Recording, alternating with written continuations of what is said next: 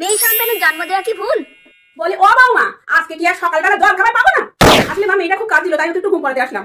সারাদিন মেয়েটাকে নিয়ে অত আদিকে কি আছে? দিয়েছে তো মেয়ের জন্ম। আগে যদি জানতাম পেটে থাকাকালীন যদি জানতাম পেটে মেয়ে আছে, তাহলে পেটে থাকাকালীন তোমার বিদায় করে দিত। মা মেয়ে হয়ে জন্মানো কি পাপ?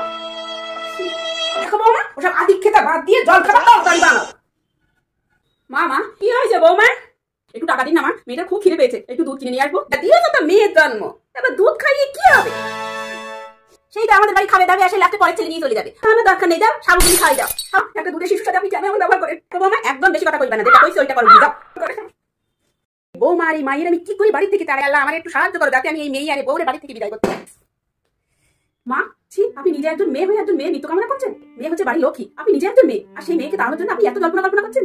ভগবানও কিন্তু আপনাকে ক্ষমা করবেন না। তাই তো বৌমা ঠিকই বলেছে, আমিও তো একজন মেয়ে হয়ে একটা মেয়ে সম্পর্কে এরকম ভাবা আমার উচিত হয় নাই। হেও বললাম, আমাকে ক্ষমা করে দিও।